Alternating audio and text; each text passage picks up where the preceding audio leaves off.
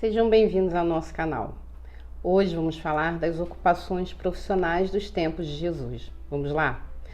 Bom, a maior parte dos homens do tempo de Jesus, talvez uma média de 80%, trabalhava na agricultura. As mulheres e crianças participavam da colheita. Na verdade, às aldeias era comum que todos se envolvessem na colheita dos grãos. A maior parte das parábolas de Jesus se refere à agricultura. Além das profissões mais comuns de agricultura e pescaria, havia também os serviços artesanais, se você está bem lembrado, os perfumistas, tecelões, curtidores, carpinteiros, pintores, olheiros e fabricantes de tendas. Além dos servidores domésticos, escravos, diaristas e cobradores de impostos. A vida naquela época não era fácil por causa das condições climáticas, que na maioria das vezes a água era escassa. A região montanhosa também dificultava no plantio dos grãos.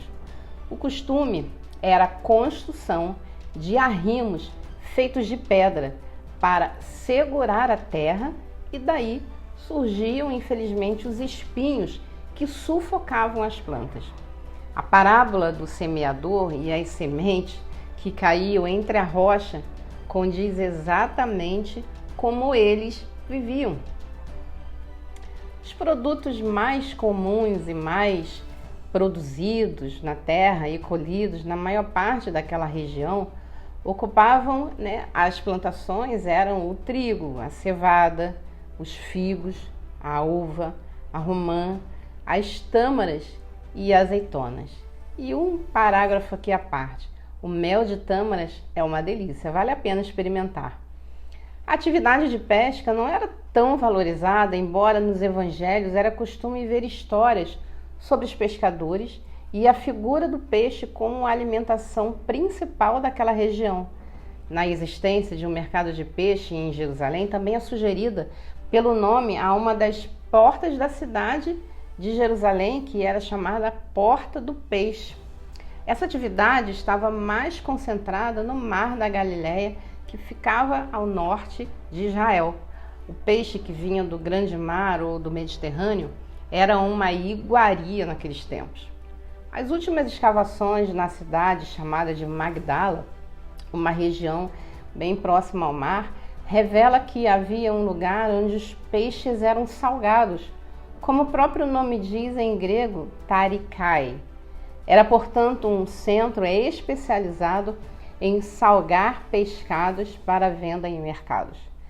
A pesca podia ser realizada com anzol, lança, arpão e gancho, porém a pesca mais comum era com redes, como nós vemos na Bíblia. Para ficar mais fácil a compreensão de todos nós, pense aí nas tarrafas usadas pelos pescadores no Brasil. Daí você vai ter uma noção do que estou falando. As atividades pastoris é um destaque à parte. Por um lado, era essencial a vida dos judeus, tanto no suprimento de necessidades básicas quanto na manutenção do templo, ou seja, sem sacrifícios de ovelhas, com certeza não havia ritual.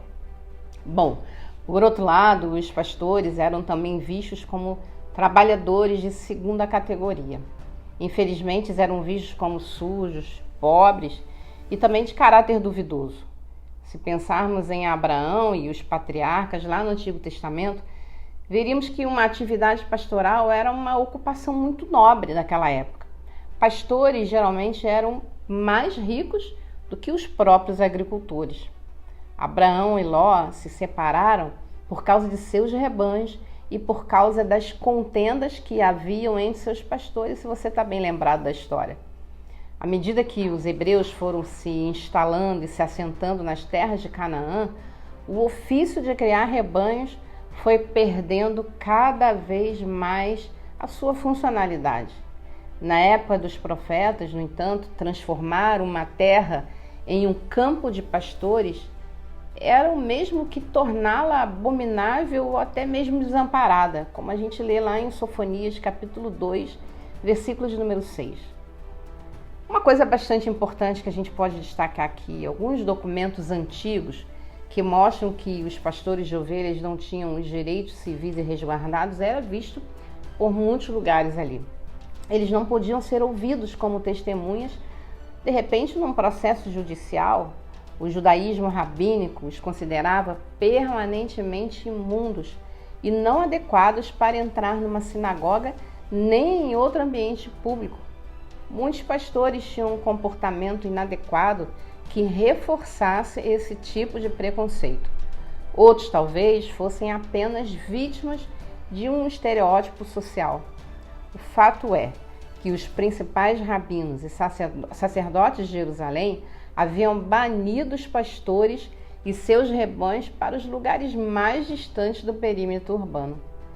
Mas Jesus não tratou os pastores como inimigos.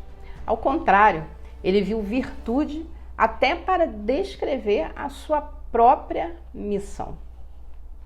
Bom, nós vamos ficar por aqui. Espero que vocês tenham gostado e apreciado esse conteúdo. Não esqueça de assinar o nosso canal e compartilhar esse vídeo para quantas pessoas você desejar. Deixe o seu like para que muito mais pessoas possam desfrutar desses nossos ensinamentos. Até a próxima!